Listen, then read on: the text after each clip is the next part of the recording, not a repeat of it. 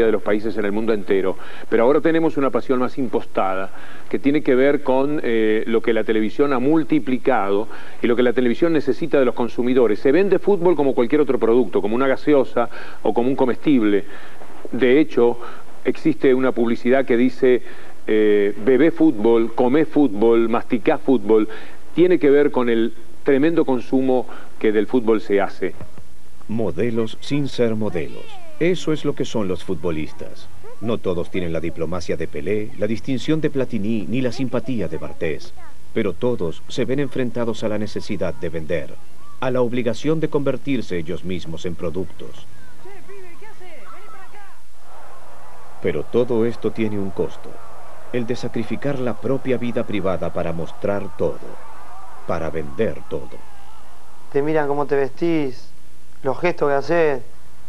Si vas a comer afuera, ¿qué comés? Si tomás vino, si fumás, si no fumás, si te reís. La vida es diferente. Por ahí a mí me pasa cuando voy a Azul, yo me acuerdo de toda la gente que conocí antes de ser jugador, ¿no? Y ellos por ahí piensan que yo cambié. Entonces te miran a ver si lo saludás, cómo lo saludás. Siempre están pensando a ver si te agrandaste o no.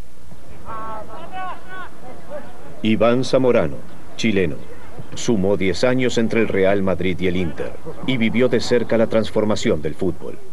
Yo creo que la prensa es muy importante. Yo creo que tiene mucha influencia sobre el fútbol, tiene mucha influencia sobre muchos deportes y en este caso yo creo que en especial sobre los jugadores.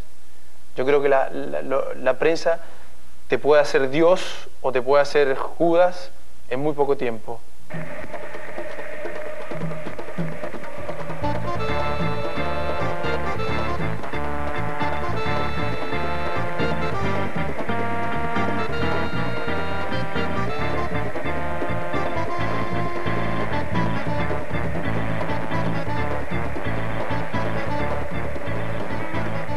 En la actualidad, todo lo que ocurre en el fútbol responde a las reglas que impone el mundo corporativo.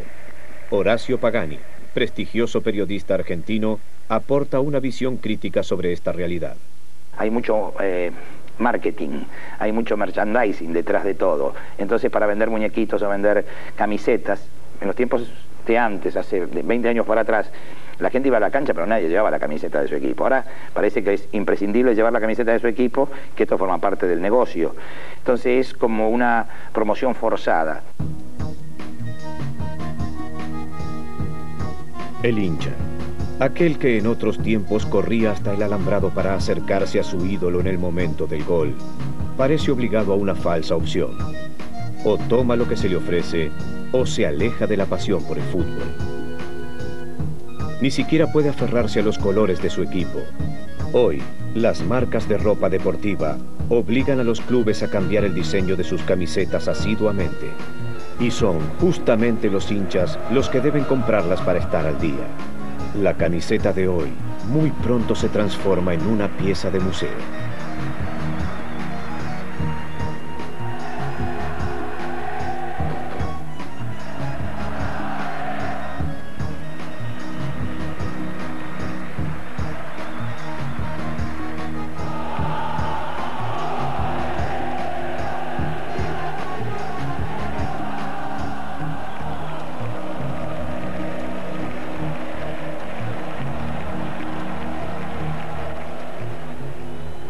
Se ha planteado en la exigencia del fútbol como si la cuestión fuera vencer o morir, una cosa dramática.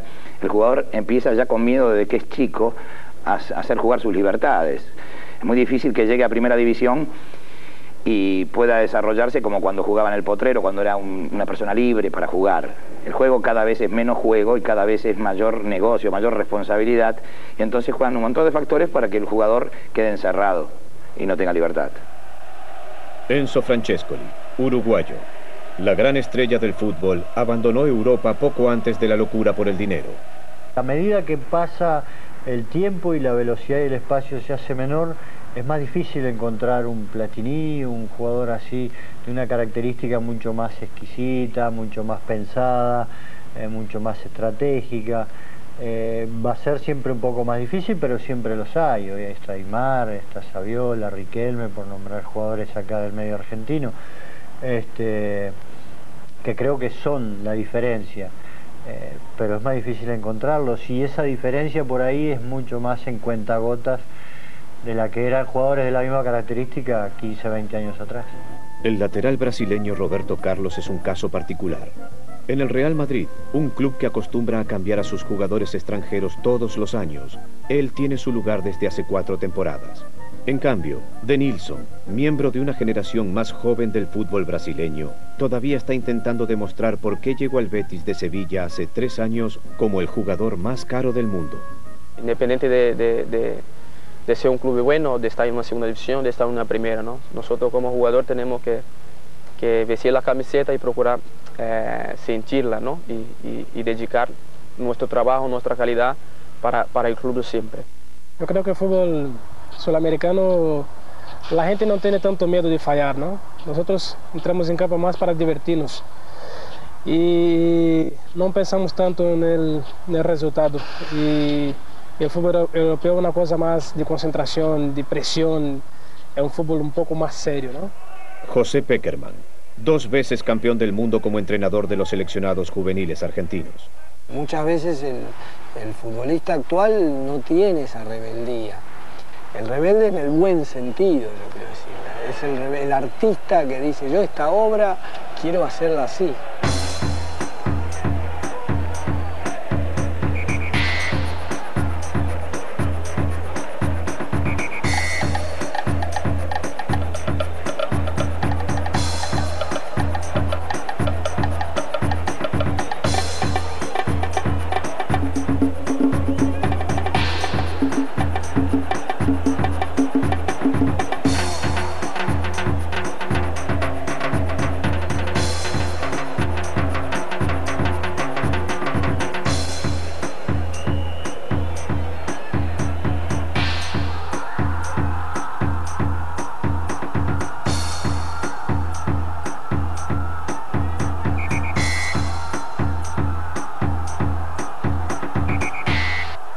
El gran cambio se anunciaba desde los 70, pero la verdadera transformación se produjo en los 90.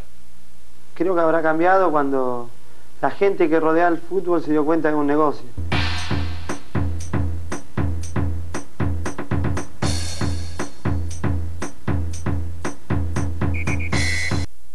Cambió al fútbol y amenazó con terminar con la pasión.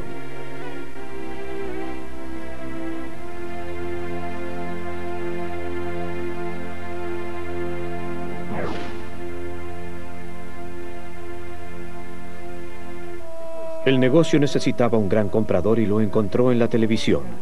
Hoy es posible que 2 grandes equipos se enfrenten a puertas cerradas y con las tribunas vacías, pero es impensable que no haya cámaras registrándolo todo. El fútbol puede sobrevivir a la falta de pasión, pero no a la falta de televisión. Ahora los intereses económicos son bastante grandes. Generalmente ahora se usa mucho que los equipos tienen que ser sociedad anónima, o que los equipos estén inmersos en lo que es la bolsa.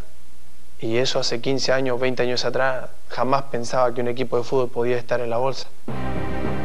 La FIFA trasladó la locura por el fútbol a los países más recónditos del planeta. Las ganancias de esta verdadera multinacional que vive de la pelota se multiplicaron de manera incalculable. Pero no logró hacer que su negocio fuera perfecto. Todo sigue dependiendo de los futbolistas. Sin ellos, nada es posible.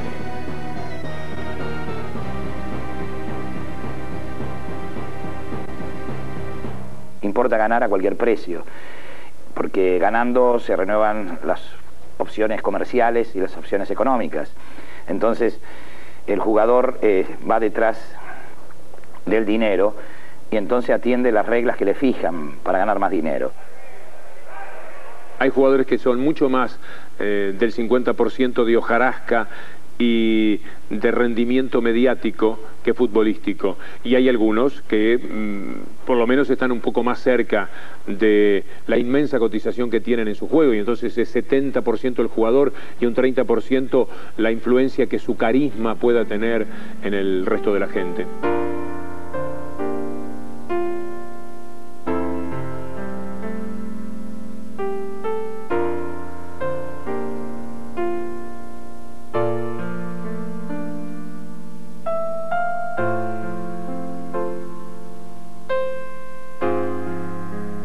Martín Palermo parecía destinado a ser un jugador más. En Estudiantes de La Plata, el equipo que lo vio crecer en la Argentina, apenas lograba ser titular. Pero en poco menos de 5 años, cambió su vida. Martín Palermo se transformó en uno de los futbolistas más famosos de su país. En Boca, sus goles, sus festejos extravagantes y sus exóticos cortes de cabello lo convirtieron muy pronto en el ídolo de la hinchada. Un poco de épica en medio de los dólares.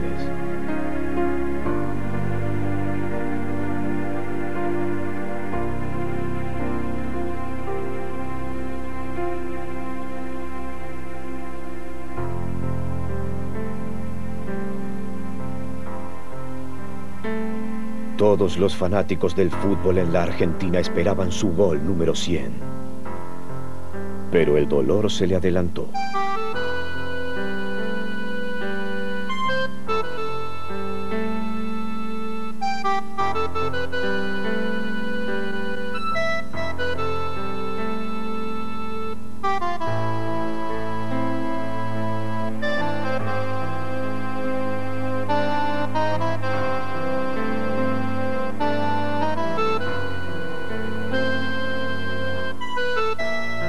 El delantero, sin conocer la gravedad de la lesión que arrastraba en su rodilla, siguió jugando y convirtió ese ansiado gol.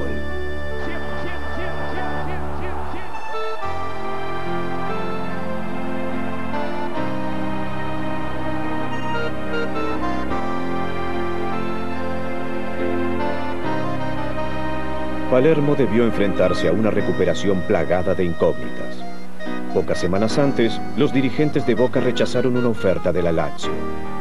Por esa razón, cuando se confirmó que Palermo iba a necesitar una rehabilitación de 6 meses, su representante, Gustavo Mascardi, hizo un reclamo inédito a Boca, un resarcimiento económico por no haberlo vendido. Para Palermo, la chance de triunfar en Europa se esfumaba para siempre. En mayo de 2000, su lesión necesitaba al menos un mes más para ser parte del pasado. Pero en un partido decisivo frente a River, Carlos Bianchi, el entrenador de Boca, decidió que Palermo era una carta fundamental. El gladiador, otra vez en la arena. Y volvió al gol.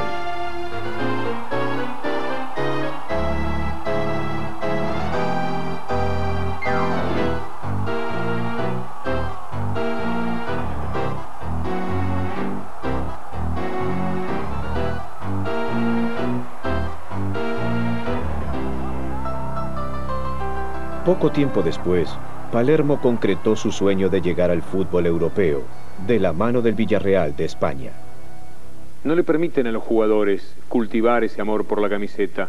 Cuando surge algún rara avis, como un jugador que diga yo me quiero quedar en mi equipo, las apetencias de los que lo quieren comprar y la necesidad de su propio club de hacer un buen negocio lo van a eyectar de ese sueño. ¿Cuánto se le exige a un jugador que cuesta 40 millones de dólares? ¿Hay alguien capaz de responder a la expectativa que genera semejante cifra? Denilson sabe lo que eso significa. Entonces llegué como El Salvador, ¿no? Tenía que llegar y centrar y coger a y marcar el gol, ¿no? Entonces esto, para mí, la verdad, me ha hecho mucho daño, ¿no? Yo no estaba preparado para tanta responsabilidad y esto me influyó mucho en mi rendimiento desde el campo, ¿no? El Sevilla, histórico rival del Betis, también confió en un solo hombre para salir de su larga crisis. Matías Almeida vivió entonces una experiencia similar a la de Denilson. fue todo muy rápido para mí. Llegó un viernes en Sevilla y el lunes me tuve que venir. No me imaginaba nada, fue todo nuevo para mí. Aparte el hecho de llegar a un club, o sea, como todos esperaban que sea un gran jugador, y era peor todavía para mí esto, porque no, mi juego era muy humilde. Há 2 anos atrás yo era o jugador mais caro e agora já não sou, ¿no? Graças a Deus, porque me quita um pouco da responsabilidade. Pero a cada momento que passa, a cada ano que passa, a gente vai aplicando muito mais, ¿no? Os directivos vão aplicando muito mais dinheiro nos jogadores. Isso acaba virando uma empresa, ¿no? En el fútbol convertido en negocio, nada es para siempre y ningún club puede ser considerado un segundo hogar. Hoy día los jugadores, en el menor de los casos, han pasado por 5 o 6 equipos a los 22 o 23 años. Nos vamos a tener que acostumbrar cada vez más a jugadores que hoy día gritan con rabia y con furia y con amor un gol de Boca y a los 3 o 4 meses pueden hacer lo mismo por un gol de River. Con lo cual, en realidad estuvieron gritando nada más que su gol y su éxito y su triunfo, y la gente es apenas un pretexto. Somos un producto hoy que a veces valemos mucho para nuestro club, ¿no? Pero tenemos la recompensa también de tener un buen contrato, de tener nuestra vida. Principalmente para nosotros que somos extranjeros, sentimos con mucho más facilidad esas cosas de productos, ¿no? De contratos, de firma, que tienes que utilizar unas botas, que tienes que poner una gorra, en fin.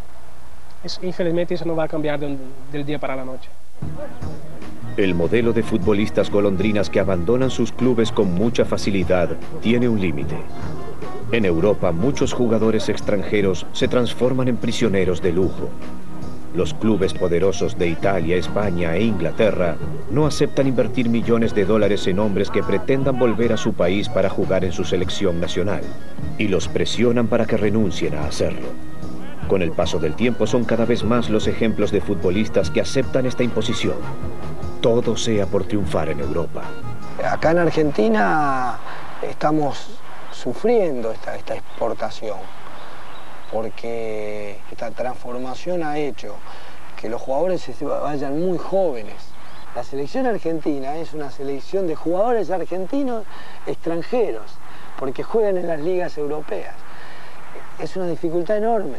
Entonces hay que combinar la llegada de los jugadores de Italia, de España, de Inglaterra, de Francia, de Alemania, y que lleguen al mismo horario, que muchas veces uno los va recibiendo de a uno, de a dos. Hasta conformar el equipo es una dificultad muy grande. Y yo como me gustaría que los grandes jugadores queden un poco más de tiempo en Argentina, porque eso nos permite tomar modelos a los más jóvenes.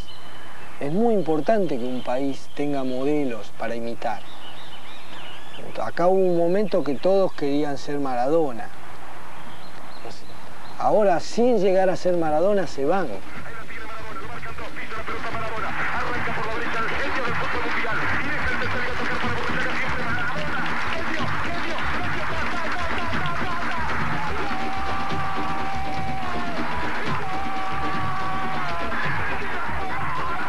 Diego Maradona fue una bisagra en la transformación que vive el fútbol. Por un lado, su personalidad desbordante, y por el otro, el enorme aparato promocional que lo acompañó desde que su talento se hizo famoso. Maradona fue el último héroe y también el primer objeto de consumo. Los futbolistas dejaron de ser ídolos para convertirse en productos. Hoy todos ellos tienen un precio, y ese precio es el que acuerdan los representantes.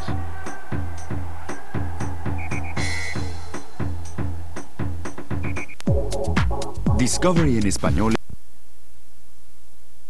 Más poderosos que los propios futbolistas.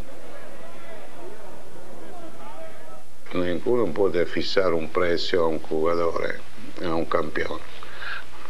Yo puedo decir que si hoy tenía la suerte de tener un Maradona, aunque si tenía solo 30 años, yo preguntaba 500 millones de dólares, porque un Maradona no tiene precio.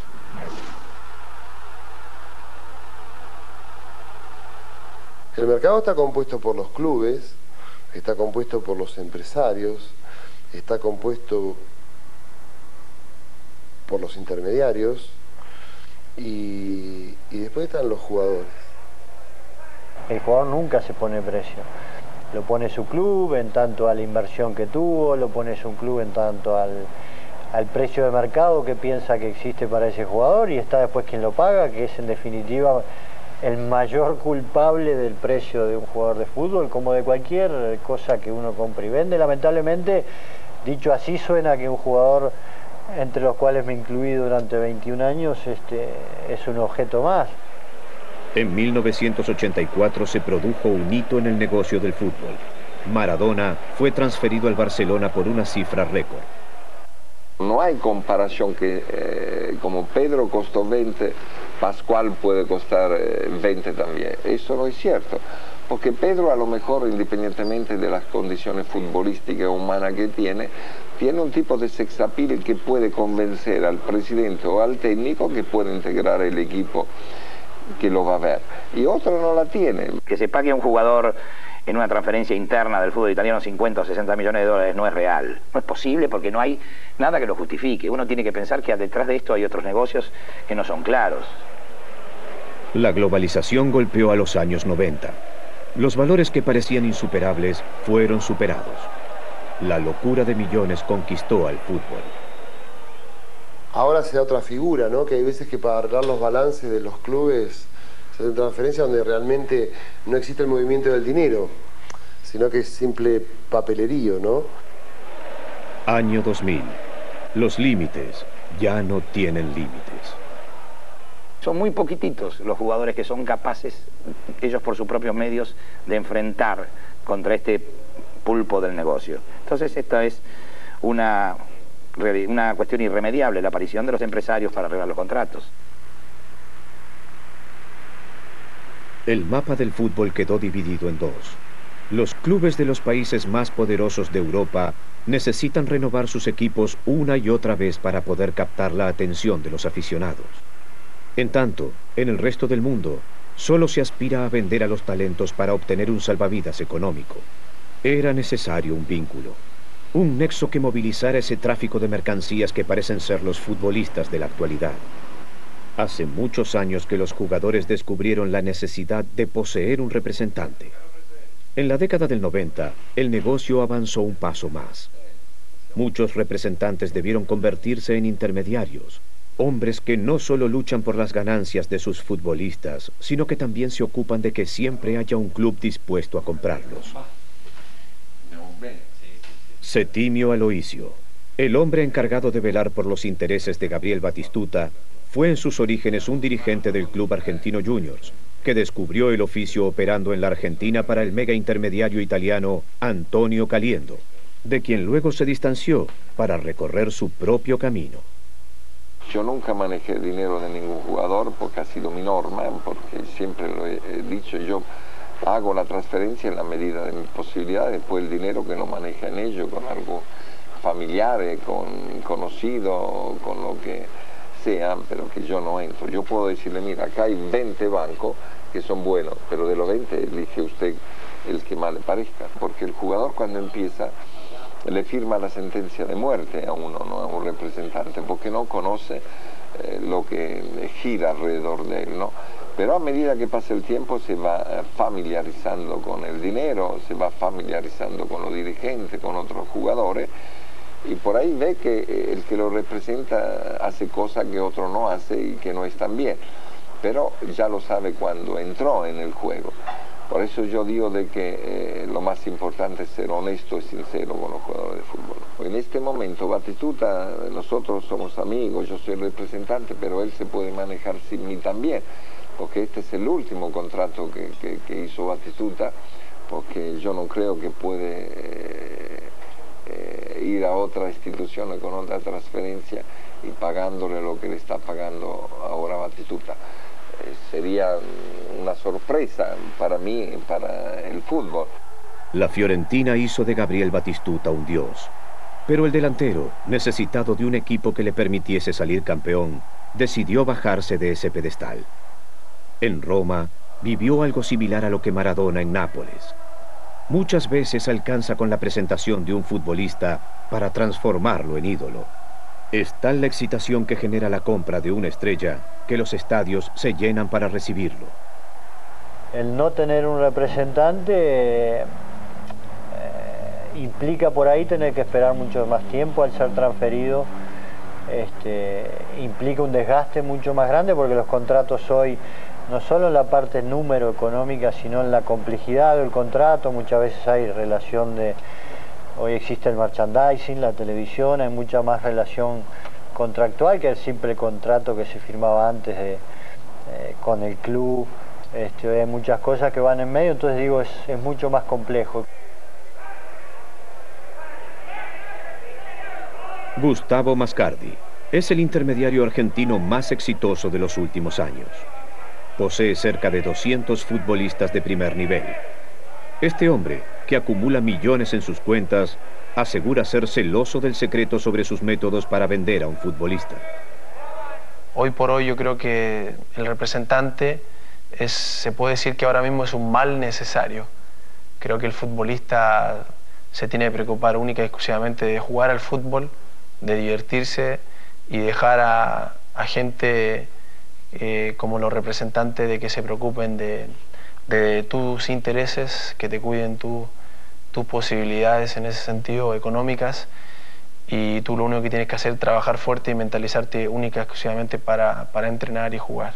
Del mundo del fútbol hay muchos representantes que son falsos, ¿no?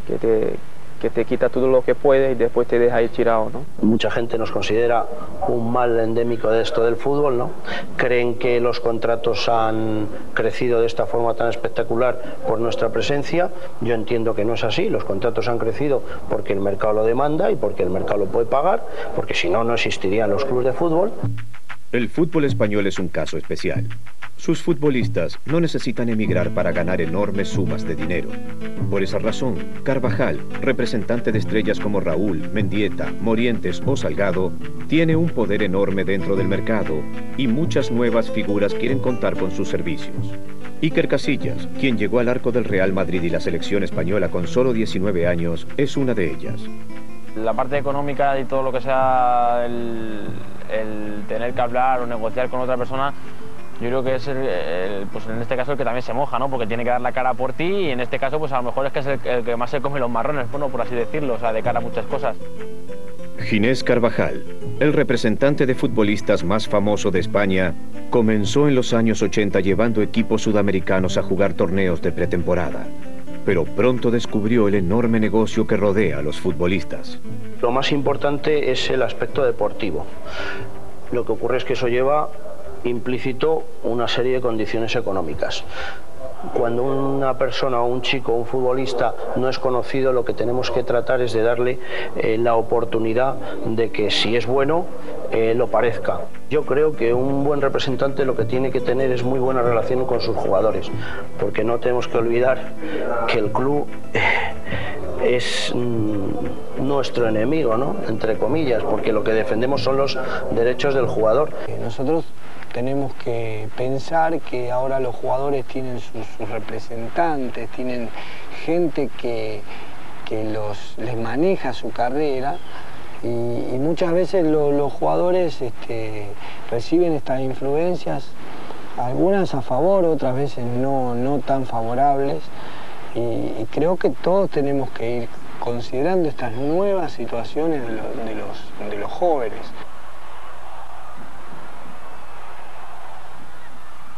Tuve otros representantes y tuve malas experiencias, gigantes. Bueno, con uno había roto el contrato y después me hizo un juicio porque decía que yo seguía estando con él en el momento que me habían vendido a España. Y bueno, me sacó una cifra de dinero grande. Bueno, con Marcos trabajo diferente porque no tengo nada firmado. Con los jugadores tenemos una política de trabajo, ¿no? Que por ejemplo nosotros no firmamos contratos de representación, porque creemos más en la palabra que en tener un papel firmado. Entonces, si un jugador no quiere venir a jugar a Europa, bueno, habrá que defender la situación del jugador y el jugador no viene a jugar. Gracias. Bueno. Dale, Macardo. Chao, chao. ¿Qué pasa? Vamos para la cancha. Marcos Franchi ingresó al fútbol como dirigente de Boca Juniors de Argentina, pero se hizo famoso en el mundo cuando se convirtió en el representante de Diego Maradona. Muy pronto mostró su perfil cauto y sobrio, en evidente contraste con la desmesura que suele acompañar a todo lo que lleva el sello Maradona. Nosotros somos de visitar muchos a los jugadores que están en Europa, más allá de que cuando vienen acá nos ocupamos de todas las cosas del jugador y dejamos una persona en nuestra oficina, vino 30 días o 40 o 50 días hasta que el jugador ya un poco conoce la ciudad, toma contacto con compañeros del club, con dirigentes y ya puede quedar solo.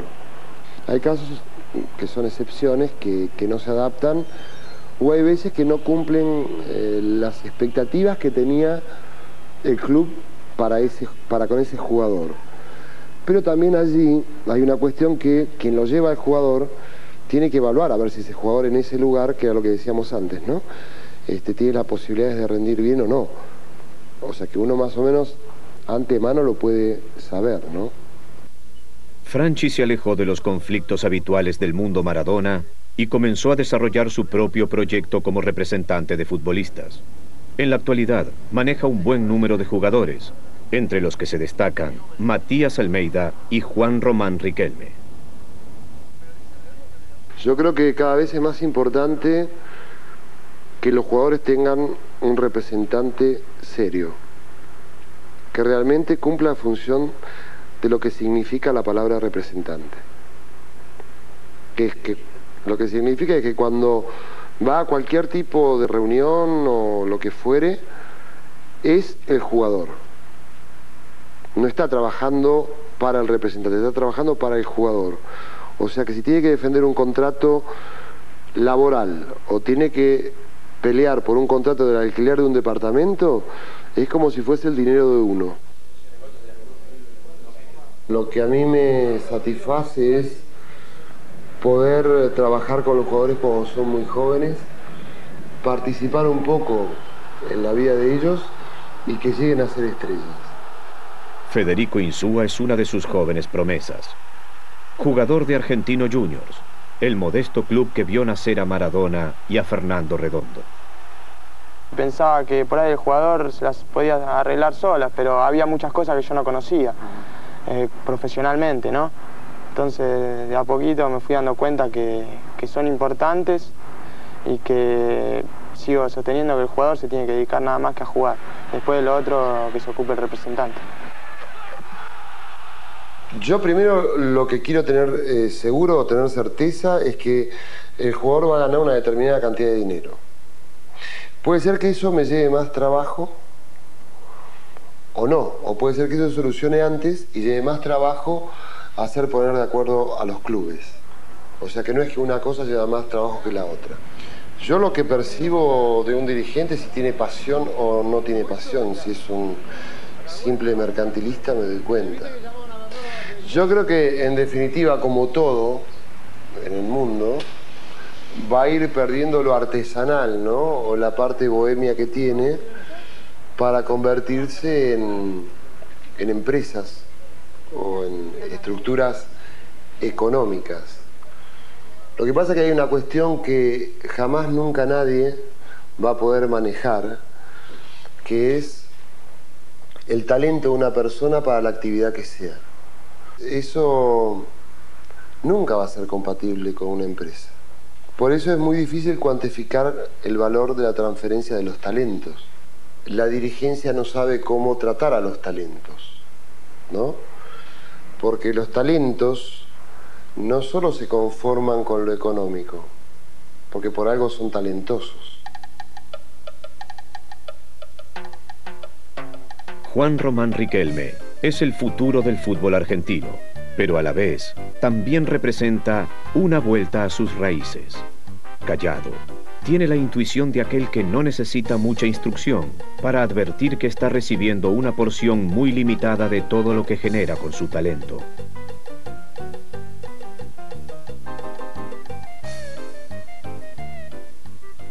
Lo que creo que va a haber es menos gente en la cancha, eso sí, porque no sé cuántas veces los estadios como este, Maracaná, el Estadio Centenario de Uruguay, lo veremos lleno. Creo que va a ser muy poco. La danza del dinero no había tenido en cuenta un enemigo inesperado: la violencia.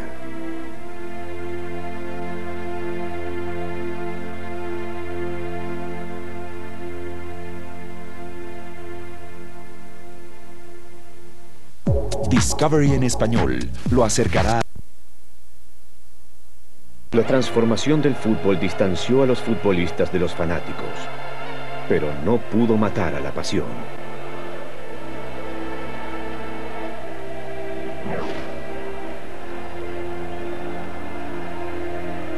Hay mucha gente que, o por tiempo, porque cada vez hay que moverse más en nuestra sociedad, o por un temor a la violencia, va a estar más encerrada en su casa.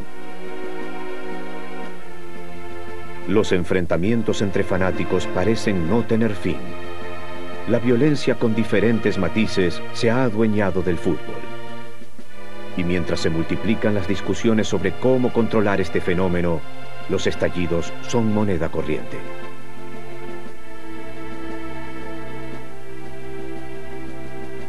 El espectáculo del fútbol se ha convertido en un hecho hostil. Ir a un estadio ya no es un paseo tranquilo para una familia.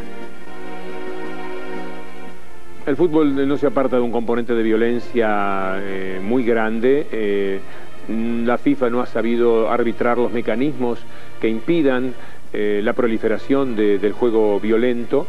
La crispación con la que los jugadores están defendiendo ya no solamente su camiseta y todo lo que siempre mencionamos del fútbol, sino un inmenso negocio que tienen detrás y una inmensa posibilidad económica para ellos, convierte a veces a las canchas en terrenos de batalla, donde lo futbolístico no necesariamente es lo primordial.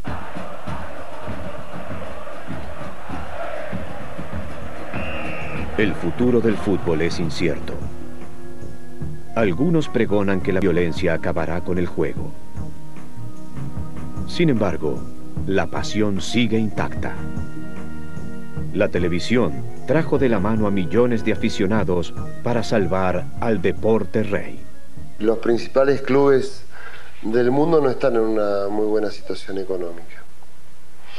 Y, por ejemplo, en Europa, que son sociedades anónimas, y tienen que amortizar el costo de sus jugadores, más amortizar los contratos de los jugadores, van a comenzar a tener débitos o pérdidas importantes que no van a poder soportar este tipo de operaciones, y se va a volver a la realidad de lo que es el fútbol, ¿no?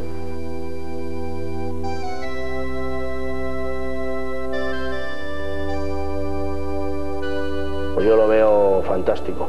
La verdad, no hay más que ver los campos como están, las televisiones que tienen los máximos índices de audiencia cuando hay partidos televisados, y esto para mí no se va a acabar nunca. FIFA, yo creo que hoy debe ser una de las empresas que más dinero mueve en el mundo.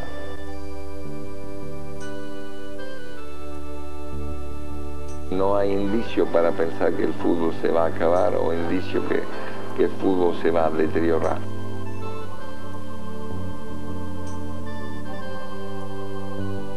Es extraño que pensando en esta línea no pueda arribar a que el fútbol va a morir. El fútbol va a ser sostenido como espectáculo por la televisión y por la tremenda pasión multiplicadora que por otra parte la televisión está generando.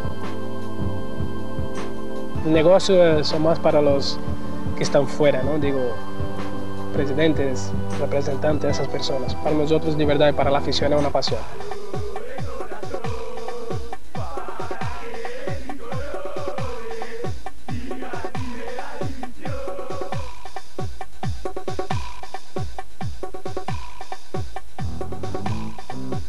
Un recorrido por el mundo del fútbol genera muchos interrogantes.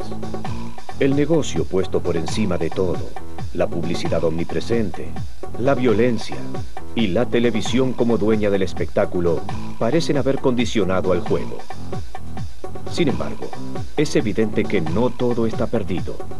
En el mundo el motor sigue siendo la pasión por los grandes clubes, la locura por las estrellas, el deseo de lograr campeonatos. En Madrid o en Río de Janeiro, en Manchester o en Buenos Aires, en Milán o en París, detrás de los grandes estadios de estas ciudades, se encuentra la usina que sigue alimentando a la pasión.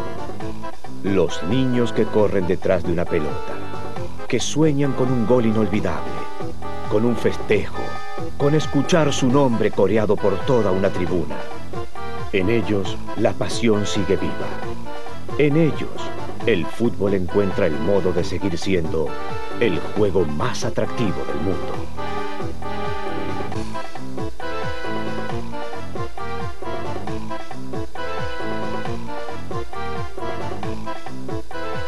Porque la pasión del fútbol se lleva adentro, la lleva el futbolista adentro. Y por mucho que hayan pagado por ti 10 millones de dólares o 5 dólares, yo creo que tú te vas a desempeñar de la misma forma en la cancha, valga lo que valgas.